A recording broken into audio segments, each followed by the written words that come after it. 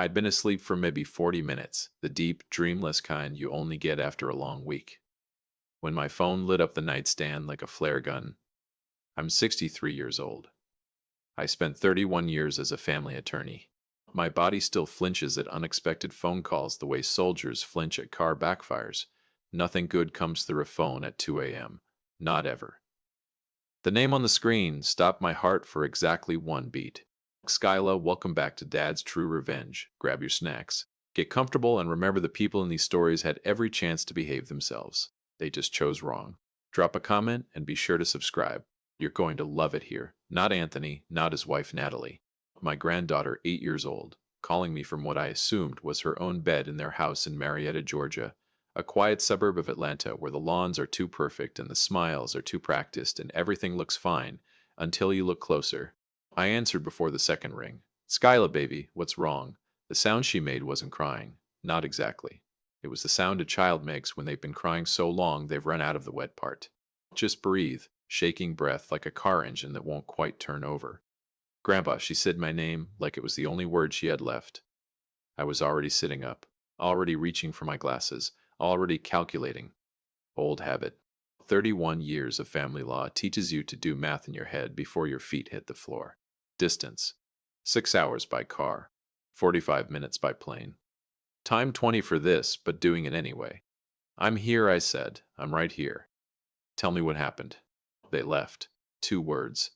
I made her repeat them because I genuinely did not believe what I heard. Who left, sweetheart? Daddy and Mama and Alex? Her voice cracked on the last name, her brother's name. Her bio brother, Anthony, and Natalie's biological son, 11 years old, who shared their jawline and their laughter and apparently their vacation plans. They went to Florida, to Disney World. I didn't say anything for a moment. Say that again. They went to Disney World, she repeated softer, like she was ashamed of it, like it was somehow her fault without me. They said I had school Monday and it didn't make sense to take me. But Alex doesn't have school either. And Grandpa, she broke. Just broke. Why? Why didn't they take me too? Here's what I want you to understand about that moment. I am a man who once cross-examined a sitting county judge without blinking. I once argued in front of an appellate court with a 102 degrees or fever because my client needed me there. I have delivered news to parents that no parent should ever receive. Custody lost, rights terminated, children gone, and I have done it with steady hands and a measured voice, because that is what the job required. I sat on the edge of my bed in Dakar, Georgia, 6 hours away from my granddaughter, and I had to press my fist against my mouth to keep from saying every single thing I was thinking. You didn't do anything wrong, I said instead. You hear me? Not one thing. Then why? I don't know yet, baby, but I'm gonna find out. I didn't know it yet, but I'm gonna find out would become the most important promise I'd make in the last decade of my life. I called my neighbor Joseph Wright at 11 a.m. Joseph is 71, retired Delta mechanic, and the only person I know who treats a middle-of-the-night phone call like a perfectly normal social event. Stephen, he picked up on the first ring, sounding completely awake. I've never understood that about him. I need you to watch the dog. Silence. Then how long? I don't know. Few days, maybe more. That granddaughter of yours? I paused. Yeah, I'll be over in 10 minutes to get the key. That's Joseph, right? Didn't ask a single question I didn't want to answer. I've known him for 22 years, and that man has never once in his life minded his own business, except every time it actually mattered. Those are the friends worth keeping. I booked a flight on my phone while I was still in my pajamas. 6:15 a.m. out of Hartsfield, Jackson, landing in Atlanta at 7:02 a.m. Yes, I know it's barely a flight. It's more of a very expensive bus ride with pretzels. But I wasn't driving 6 hours at 2 a.m. I am 63, not 30 m. I am 63, not 30. My back made that decision years ago. Then I did something I hadn't done in a long time. I went to my home office, opened the bottom left drawer of my desk, and took out a small digital recorder, the kind I used to carry to every client meeting before everything went to apps and cloud storage. Small, unobtrusive, the size of a lighter. I told myself it was just a habit. Old lawyer instinct. I'd figure out later whether that was actually true. I landed in Atlanta at 7:08 a.m. on a Thursday. 3 minutes late because the pilot encountered unexpected headwinds, which is airline speak for. We don't really know either. I had a carry-on, my briefcase, my recorder in my breast pocket, and 31 years of family law sitting in my chest like a stone. I rented a car from the Hertz counter, a blue Chevy Malibu that smelled aggressively of pine air freshener, the kind that makes you wonder what smell it's covering up, and drove 22 minutes to Marietta. The house on Whitmore Drive looked exactly like I remembered. Beige siding, two-car garage, flower beds that Natalie maintained with the intensity of someone whose self-worth depended on HOA approval, which, to be fair, it might. Skyla must have been watching from the window because the front door opened before I reached the porch steps. She was in her pajamas, pink ones with little cartoon sloths on them. Her hair, dark, curly, the kind that needs attention and love, and 45 minutes with a good detangler was wild from sleep. Her eyes were swollen. She'd been crying since long before she called me. She didn't say anything. She just ran. I caught her at the bottom of the steps and held on. She wrapped her arms around my neck with the grip of someone who needed to make sure I was real. I felt her exhale against my shoulder, this long, shuddering breath like she'd been holding it for hours. Maybe she had. I got you, I said. Grandpa's got you. We stood like that on the front walkway for a while. The neighborhood was quiet. A sprinkler was running 2 houses down. A man walking a beagle gave us a polite nod as he passed, the way people in suburbs acknowledge each other. I see you. I respect your privacy. Carry on. Eventually, I pulled back and looked at her face. Have you eaten? She shook her head. Did you sleep at all? She didn't sound convincing. Okay, I picked up my bag with one hand and took her hand with the other. Let's go inside. You're going to show me where everything is, and I'm going to make you the worst scrambled eggs you've ever had because you know I can't cook. She almost smiled. Almost. The house told me things before Skyla said a word. That's another old lawyer habit. Read the room before you read the people. The living room had family photos arranged along the hallway wall. The kind of curated gallery that says, "Look how happy we are." I walked slowly. I looked carefully. Alex's school photo. Class of last year. Big grin.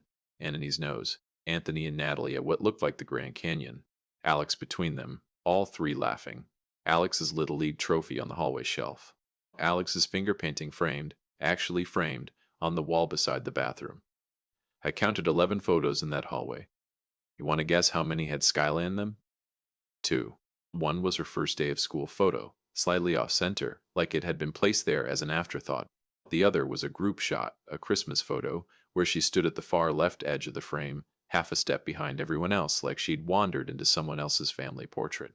I stood there looking at that Christmas photo for longer than I should have. Skyla came up beside me and looked at it too. I don't like that one, she said quietly. Why not? She shrugged. I look like I'm visiting. 8 years old. 8 years old. 8 years old. And she already understood what I was only beginning to document. I reached up and touched the recorder in my breast pocket over eggs which were as promised genuinely terrible. Skyla talked. I let her lead. Another old habit.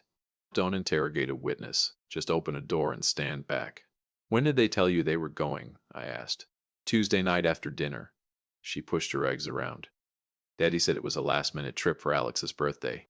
Alex's birthday isn't until I stopped myself. I knew when Alex's birthday was. It was 2 months away. I know, Skyla said, not looking up. I didn't say anything, though. Why not? Because when I said something before about the camping trip, Mama got upset and said I was being selfish. And then Daddy didn't talk to me for 3 days. There it is. I kept my face neutral. Lawyer's face. The one I practiced for 3 decades so juries couldn't read me. What camping trip? In September, they took Alex camping in Tennessee. They said I had a sleepover that weekend, but I didn't. Aria canceled. She said it plainly, like it was just a fact. Like the hurt had been processed so many times, it had worn smooth. So, I stayed home with Mrs. Patterson next door. Aria Rodriguez, Skyla's best friend from school, filed that away. I didn't know it yet, but September would become Exhibit A, Skyla. I set down my fork. Has this happened before? at them going somewhere without you more than once. She looked at me for a long moment, long enough that I understood she was deciding something, deciding whether to trust me with the full weight of it. Then she nodded slowly, carefully, like the nod itself cost her something. How many times, sweetheart? She looked at the ceiling, counting. My stomach dropped with every second of silence. A lot, she finally said. Grandpa, a lot. I reached across the table and put my hand over hers. I pressed the record. I didn't know it yet, but the eggs were the last normal moment we'd have for a very long time. Anthony called at noon. I let it go to voicemail. He called again at 12:43. Then Natalie tried at 1:15. At 1047, Anthony left a message that I would eventually play in a courtroom. If you've made it this far, do us one quick favor. Subscribe.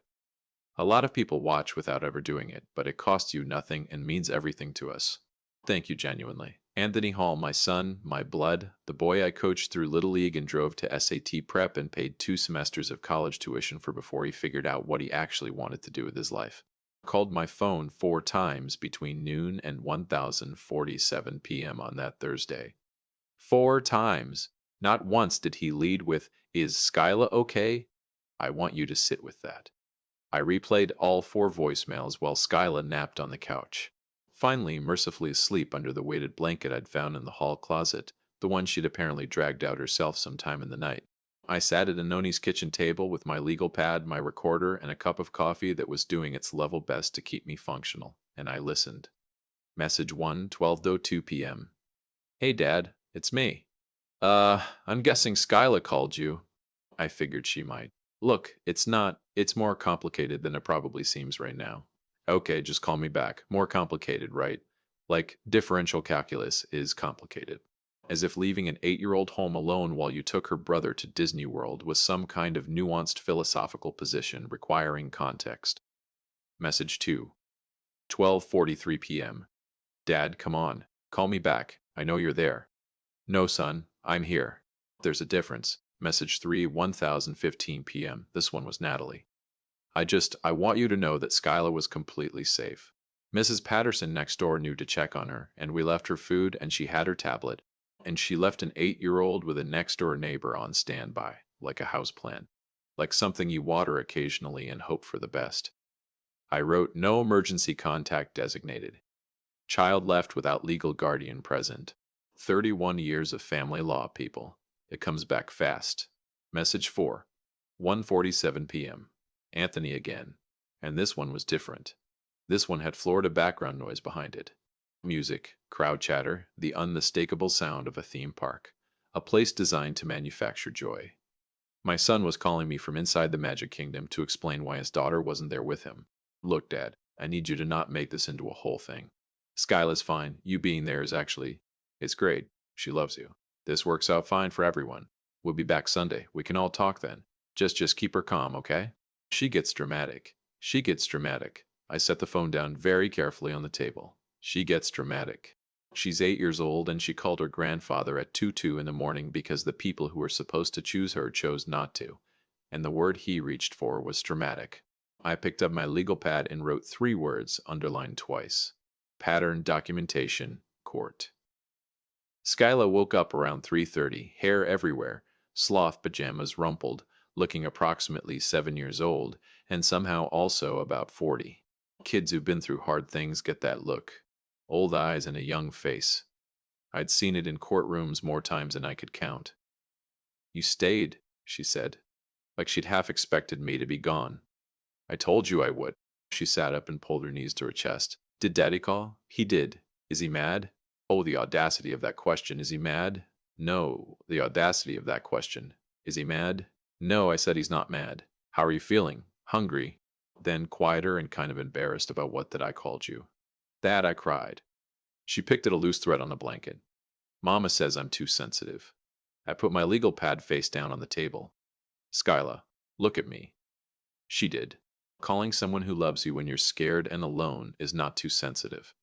That's exactly what you're supposed to do. That's the whole point of having a grandpa.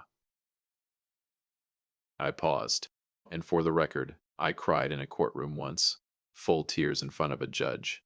Her eyes went wide. You did? The judge was not impressed, but the jury was. I stood up.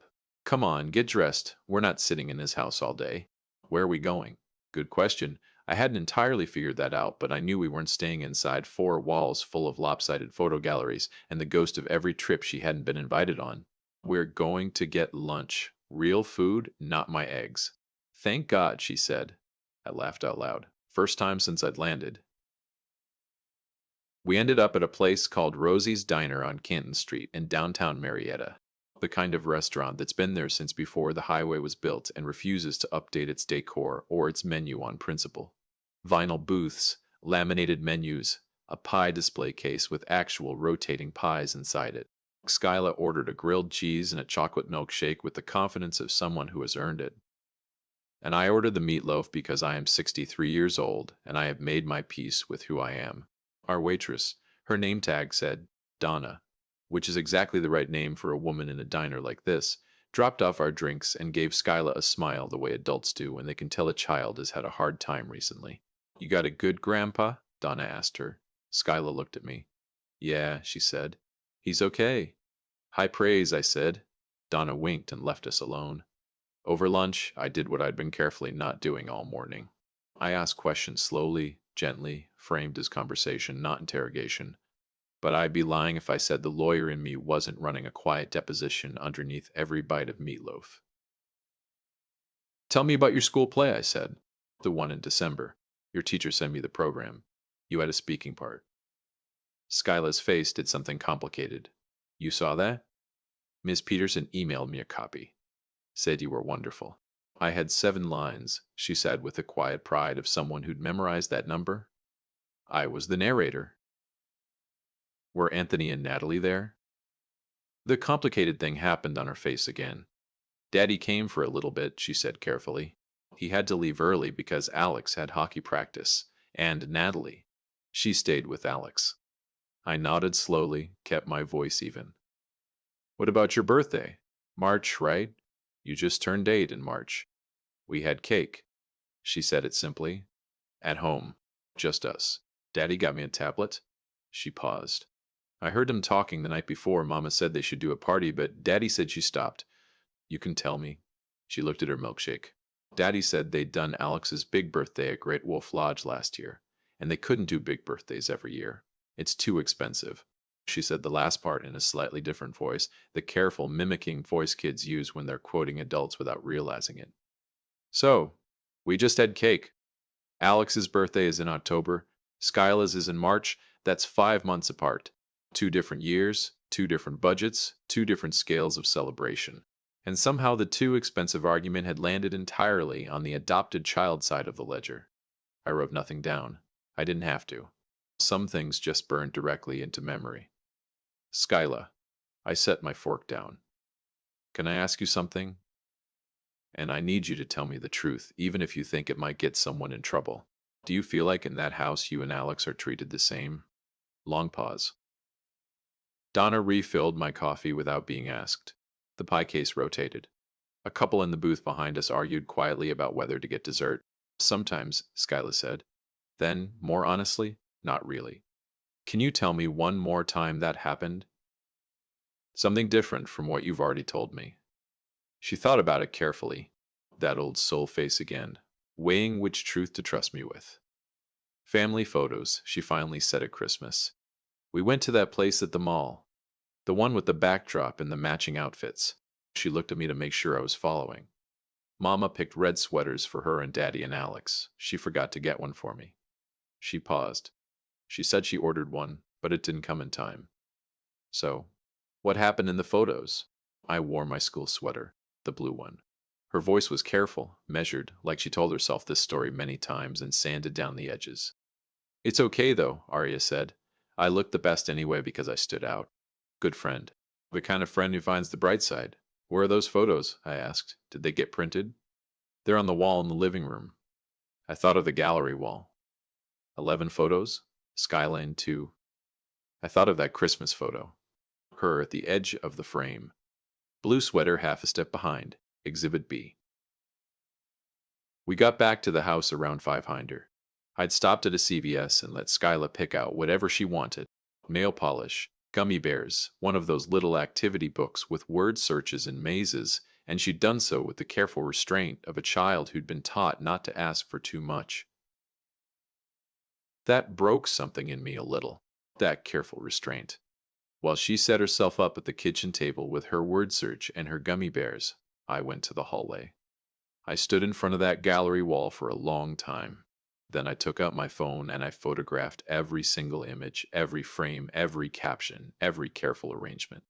I counted again 11 photos. I documented who was in each one. Then I opened my recorder and spoke quietly just above a whisper. Thursday, approximately 5:15 p.m.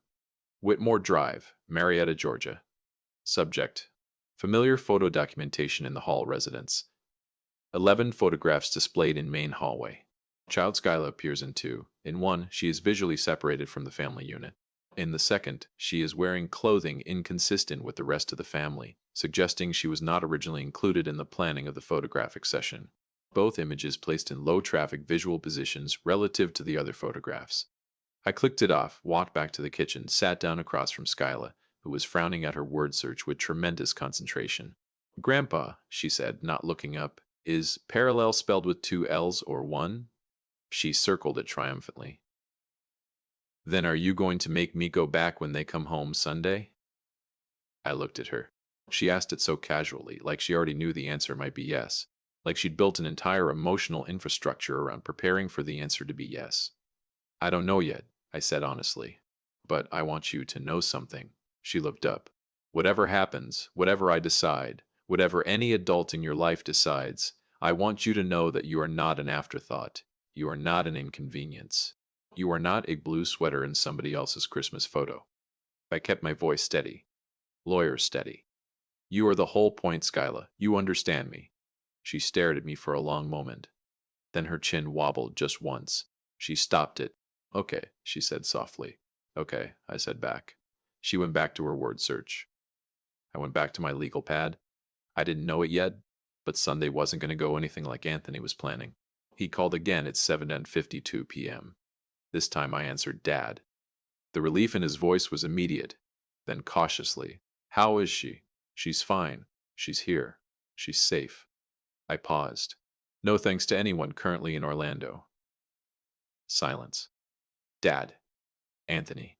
I said his name the way I used to say it in courtrooms when I needed someone to understand they were no longer in a casual conversation.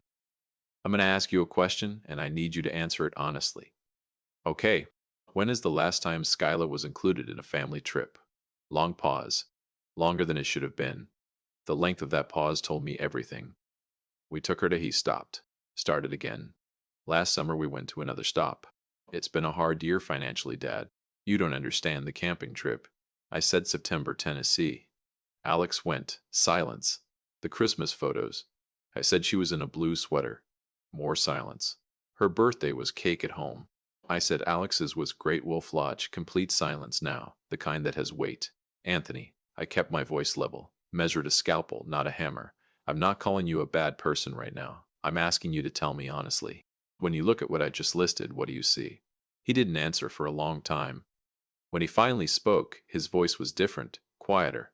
Something underneath it that I recognized because I'd heard it in courtrooms from people who'd finally run out of road. I don't know how it got like this, he said. And there it was. Not a defense, not an excuse, just a man looking at his own reflection and not being able to explain the person looking back. I took a slow breath. Well, talk Sunday, I said. All of us in person. Okay, he said quietly. Okay, Dad. I hung up. I sat in the kitchen of his house at his table drinking his coffee. I opened my laptop and began drafting the petition. If you've been listening for a while and want stories like this to keep coming, it really helps if you hit that like button and subscribe. 97% of people never do, but it's what keeps this whole thing running. So, thank you for real.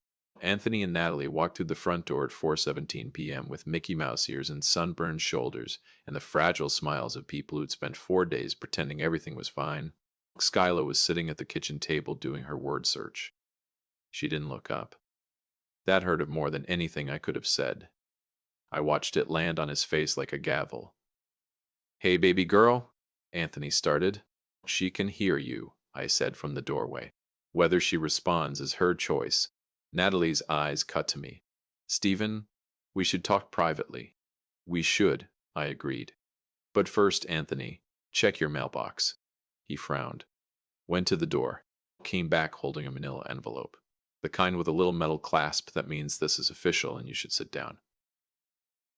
What is this that I said is a petition for de facto custodianship of Skyla Hall? Filed Friday morning in Cobb County Superior Court. I let that breathe for exactly 2 seconds. I've been busy. Natalie's face went white. You can't. I did. 31 years of family law, sweetheart. I didn't forget everything. Anthony stood very still. He opened the envelope slowly. The way people open things they already know will change their lives. His eyes moved across the first page. Then he sat down. Just sat down right there in the hallway. I didn't feel triumphant. I felt tired and certain. Which is better, Dad? His voice was hollow. I have recordings, I said quietly. I have photographs. I have dates, Anthony. Every trip, every birthday, every school play with an empty seat where two parents should have been sitting. I have a pattern so clear that I could present it to any judge in Georgia and win before lunch. Natalie started crying. I handed her a tissue because I'm not a monster. I'm not doing this to destroy you, I said. I'm doing this because that little girl asked me why. At 2 a.m., and nobody in this house had a good answer. Anthony looked up. His eyes were red. I know, he said, barely audible. I know, Dad. Are you going to fight it? Long silence. The longest silence of my life, maybe. Longer than any verdict I'd ever waited on. He shook his head. There it was. The hearing was 14 days later. Cobb County Superior Court. Judge Patricia Wynn presiding. A woman who had approximately zero tolerance for nonsense and excellent instincts about children. Anthony showed up with no attorney. He testified for 11 minutes. He said quietly and without drama that he loved his daughter, but that he had failed her in ways he was still trying to understand, and that his father could give her something he clearly hadn't. Consistency, priority, a front row seat. Judge Wynn granted de facto custody to me, Stephen Collins. Effective. Immediately, I looked over at Skyla sitting beside my attorney, Josephine Carter, in her best purple dress. She was already looking at me. She didn't cry. She just nodded. That same small, serious nod like we'd made a deal, and she was confirming receipt like she finally believed it. On the drive home, she was quiet for a while. Then, Grandpa, am I your first choice? I kept my eyes on the road, Marietta scrolling past the windows, ordinary and golden in the late afternoon. You're my only choice, I said. Always were. She put her hand over mine on the gear shift. That was enough. That was everything. If you like this story, join our community by hitting that like button and subscribing for more real, raw, and family-centered stories.